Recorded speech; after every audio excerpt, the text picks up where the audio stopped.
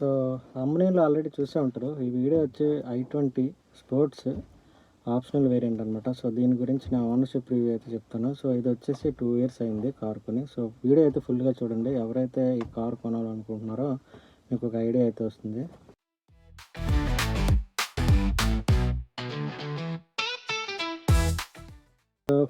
First why i20 అని చెప్పి చూసుకుంటే ఫస్ట్ మాకు వచ్చేసి i10 నుంచి స్టార్ట్ అయింది. యాక్చువల్గా 2014లో i10 స్టార్ట్ అయింది కారు. ఫస్ట్ కార్ అది కొన్నాం ఫ్యామిలీలో. ఆ తర్వాత స్విఫ్ట్ తర్వాత గ్రాండ్ విటారా, ఆ తర్వాత ఇప్పుడు ప్రజెంట్ గ్రాండ్ విటారా ఉంది, అలాగే టైగూన్ కూడా ఉంది. సో థర్డ్ కార్ తీసుకుందాం అని చెప్పేసి ఇదైతే తీసుకున్నాం అనమాట.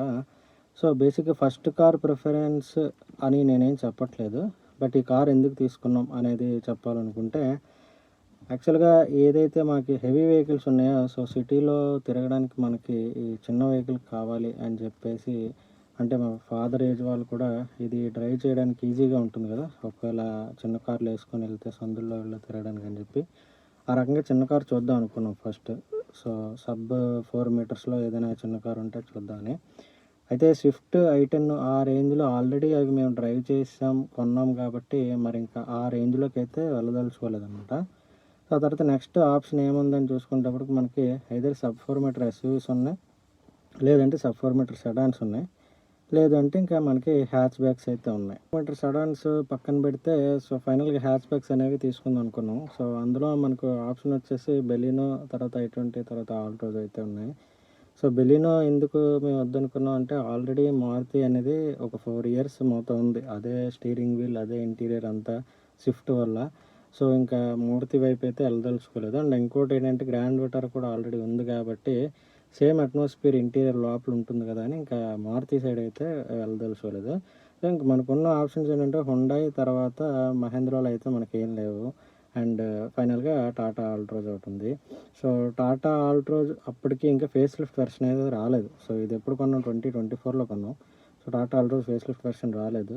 ఎందుకో ఆ వెర్షన్ ఏదైతే ప్రీవియస్ వెర్షన్ ఉందో అది అంత డిజైన్ పరంగా ఎక్కలేదన్నమాట ఎవరికి, ఇంట్లో కానీ ఎవరికి కూడా.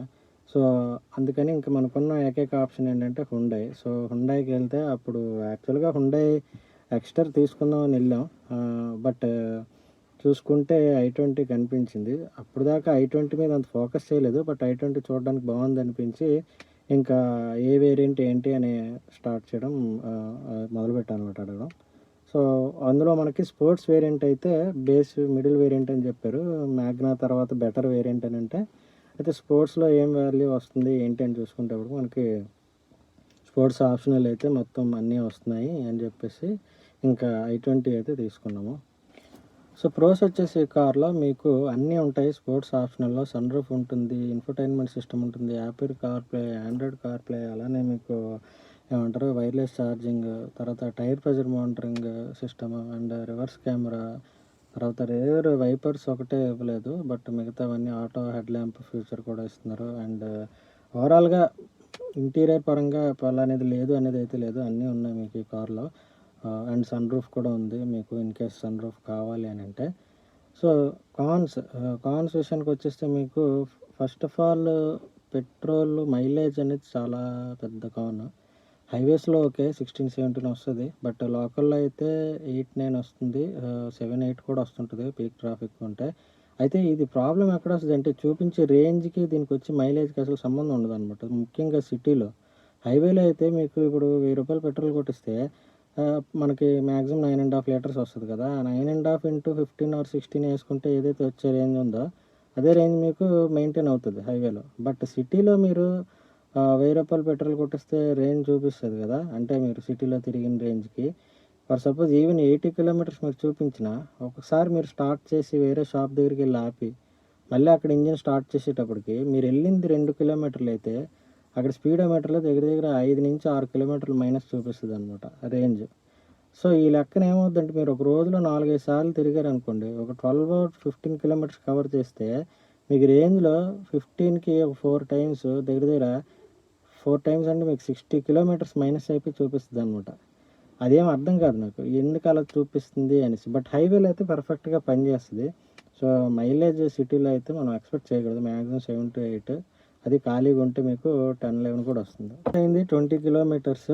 అండ్ సర్వీసింగ్ పరంగా ఫస్ట్ చూసుకుంటే ఫస్ట్ సర్వీసింగ్ నాకు 4500 అయింది. సో లేబర్ కాస్ట్ ఒకటే ఫ్రీ. ఇక్కడ మీకైతే కార్ సర్వీసింగ్ అంతా జీరో కట్టేసి బయటకు వద్దాం అని అయితే లేదు. మీకు లేబర్ కాస్ట్ ఫ్రీ ఉంటుంది, మిగతాది మనమే పే చేసుకోవాలి. సో ఫస్ట్ 1000 కిలోమీటర్స్కి మనకి 4500 ఎంత అయింది. సెకండ్ దానికి మాకు 10,000 కిలోమీటర్స్కి అప్పుడు నాకు 7000 చిల్లర అయింది. అండ్ తర్వాత ఏదైతే 20,000 కిలోమీటర్స్ ఉందో దానికి ఆల్మోస్ట్ 11,500 దాకా అయింది. అయితే ఇక్కడ ప్రాబ్లమ్ ఏమవుతుందంటే షోరూమ్ పరంగా మీరు మాన్యువల్ గైడ్ ఏదైతే బుక్ ఇచ్చారో ఆ బుక్లో మీరు చూసుకుంటే 1 or 2 పార్ట్స్ చేంజ్ అవుతాయి ఫస్ట్ 2-3 సర్వీసెస్కి లేదా 4 సర్వీసెస్కి. ఓకే, దానికి పెద్ద కాస్ట్ అవ్వదు. కాకపోతే షోరూమ్కి వెళ్ళిన తర్వాత మీరు సర్వీస్ సెంటర్ వాళ్ళతో కూడా కొద్దిగా జాగ్రత్తగా ఉండాలి. ఎందుకంటే వీళ్ళు ఏం చేస్తారంటే మీకు ఎక్స్ట్రా యాడెడ్ ఫీచర్స్ అన్నీ చేస్తాం సార్, ఇస్తారు అని చేస్తారు. నేను ఎందుకు అవన్నీ చేయించుకున్నా అంటే నేను రైనీ సీజన్లో కార్ డ్రైవ్ చేసుకొని బాగా టూర్స్ వెళ్ళాను అనమాట. సో దానివల్ల బానెట్ ఇంజిన్ క్లీనింగ్, తర్వాత కిందన ఇది ఏంటంటే డస్ట్ అవన్నీ క్లీన్ చేయడం అన్నీ కూడా యాడ్ చేసుకునేటప్పుడు నాకు ఎక్స్ట్రాగా 5000 అయితే యాడ్ అయింది. సో ఒరిజినల్గా అయితే మీకు 4,000-6,000 లోపు అయిపోతుంది. సిటీలో కార్ ఎలా పెర్ఫామ్ చేస్తుంది? సో సిటీలో కారు నేను తీసుకున్నది ఆటోమేటిక్ వేరియంట్. సో ఇది వచ్చేసి మనకి CVT గేర్ బాక్స్తో వస్తుంది. సో మీకు అసలు గేర్లు వేసామన్న ఫీలింగ్ అయితే ఉండదు. అండ్ పెర్ఫార్మెన్స్ కూడా చాలా బాగుంటుంది. మీకు వేరే కార్స్తో కంపేర్ చేసుకుంటే ఈ కార్ పెర్ఫార్మెన్స్ చాలా అంటే పరిగెడుతుంది అనమాట మీకు సిటీలో, హైవేలో కూడా. ఓకే, అండ్ ఇప్పుడు కంఫర్ట్ విషయానికి వచ్చేస్తే సో సిటీలో మీకు చాలా మంచి కంఫర్ట్ ఉంటుంది. Soft suspension. సో మీకు గతుకులు అవి ఏమి అంతగా తెలియవు అనమాట. సో చాలా బాగుంటుంది. అండ్ ఫ్యామిలీ పరంగా మనం 5 మెంబర్స్ ఈజీగా కూర్చోవచ్చు. బ్యాక్ లగేజ్ స్పేస్ కూడా బూట్ స్పేస్ బాగానే ఉంది. మీకు చిన్న ట్రాలీస్ ఒక 2-3, పెద్ద ట్రాలీ ఒకటి, తర్వాత చిన్న 4-5 బ్యాగులు కూడా చిన్నవి పడతాయి. సో నేను వారణాసి కూడా వెళ్ళొచ్చాయి కార్లోని. సో ఏం అనిపించలేదు. సో ఓన్లీ ప్రాబ్లం ఏంటంటే సాఫ్ట్ సస్పెన్షన్ వల్ల మీకు హైవేస్లో మీరు అబ్జర్వ్ చేస్తే చిన్న చిన్న హంప్స్ వస్తాయి కదా మనకి హైవే ఫ్లైఓవర్స్ ఎక్కి దిగే ముందు. అవి దాని దగ్గర మాత్రం మీరు కొద్దిగా నెమ్మదిగా వెళ్ళాల్సి వస్తుంది. ఎందుకంటే వెనకాల కూర్చున్న వాళ్ళకి ఒక్క జక్కిస్తుంది అనమాట. మీరు ఎప్పుడైతే అది ఇలా వెళ్తారో బండి అప్పుడు తగులుతుంది. సౌండ్ అంటే తగలడం అంటే కింద తగలడం కాదు, బట్ ఆ స్ప్రింగ్ యాక్షన్ అనేది మనకి సీట్లోకి వస్తుంది అనమాట. దానివల్ల ఇబ్బంది అయితే అవుతుంది. సో అది కొద్దిగా హార్డ్ సస్పెన్షన్ ఇస్తే హైవే స్టెబిలిటీ బాగుంటుందని నా ఒపీనియన్. బట్ సిటీస్ వరకు అయితే ఓకే. హైవే కూడా మీరు లాంగ్ హైవేస్ అంటే 150-250 వరకు ఓకే. మరీ లాంగ్ హైవేస్కి ఈ సస్పెన్షన్ ఒకటి ప్రాబ్లము. సో మోస్ట్లీ ఈ కార్ నేను ఎక్కువ తీసుకెళ్ళాను లాంగ్ హైవేస్కి. సో ప్రాబ్లమ్స్ ఏమైనా వచ్చాయి ఇప్పుడు దాకా అంటే యాక్చువల్గా అసలు ఇప్పుడు దాకా ఎలాంటి ప్రాబ్లమ్ రాలేదు కార్కి. టు బి హానెస్ట్ నేను తమిళనాడు వెళ్ళాను, తర్వాత వారణాసి వెళ్ళాను. అది కూడా సింగిల్ డేలో మోస్ట్లీ 1.5 day 2 daysలో వెళ్ళాను అనమాట అక్కడికి. సో ఎలాంటి ప్రాబ్లం రాలేదు. కార్ ఎక్కడ ఆగడం కానీ అట్లాంటి ప్రాబ్లమ్స్ అయితే ఏం రాలేదు. సో మ్యానుఫ్యాక్చరింగ్ పరంగా మనకి ఎట్లాంటి ప్రాబ్లమ్స్ అయితే రావు, అది మాత్రం షూర్. సో ఫైనల్గా వెరిడిక్ట్ ఏంటి అంటే are you satisfied with the car or not అంటే ఎవరికైతే ఫస్ట్ కార్ కొనాలి అనుకుంటున్నారో సో మనకున్న అవైలబిలిటీలో ఈ కార్ అయితే తీసుకోవచ్చు మీరు, చాలా బాగుంటుంది. బట్ హైవేస్ మీకు కంటిన్యూస్గా మీరు హైవేస్ వెళ్తారు, నాకు హైవే ట్రిప్స్ ఎక్కువ ఇష్టం అని అంటే కనుక బెటర్ ట్రై ఆల్ట్రోజ్ తీసుకోండి. ఎందుకంటే హైవేలో స్టెబిలిటీ ఆల్ట్రోజ్ బాగుంటుంది. ఇది కొద్ది సాఫ్ట్ సస్పెన్షన్ వల్ల మీకు ఇబ్బంది ఉంటుంది. అండ్ ఫ్యూచర్స్ పరంగా ఎవ్రీథింగ్ ఈజ్ ఫైన్, అన్నీ వస్తున్నాయి, ఏ ప్రాబ్లము లేదు. బట్ కొద్దిగా ప్రీమియం బెలినో కన్నా ఆల్ట్రోస్ కన్నా కొద్దిగా ఒక మనకి 60,000-70,000 డిఫరెన్స్ అయితే వస్తుంది. బట్ దానికి తగ్గట్టే మనకి మైండ్ ఫ్రీగా ఉంటుందన్నమాట, ఎలాంటి ప్రాబ్లము రాదు. సో ఓవరాల్గా మీరు తీసుకోవాలి అనుకుంటే హైవేస్ లాంగ్ రన్ అయితే వేరే బెటర్ కార్కి వెళ్ళండి.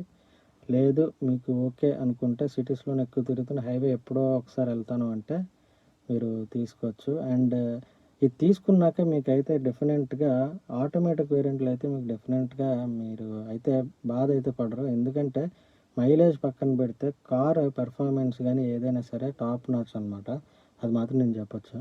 సో ఇది ప్యూర్ ఓనర్షిప్ రివ్యూ మాత్రమే. సో ఇది నేను ఈ కారే తీసుకొని నేను ఎవరికి సజెస్ట్ చేయట్లేదు, అలాగే ఇది తీసుకోవద్దని కూడా నేను సజెస్ట్ చేయట్లేదు. జస్ట్ ఒక పర్సన్ పాయింట్ ఆఫ్ వ్యూ పరంగా నేను మీకు కారు గురించి అయితే చెప్పాను. సో హోప్ ఈ వీడియో మీకు నచ్చి ఉంటుంది. సో ఇలాంటి వీడియోస్ కోసం మన ఛానల్ సబ్స్క్రైబ్ చేసుకోండి అండ్ మీ ఫ్రెండ్స్ అండ్ ఫ్యామిలీకి షేర్ చేయండి.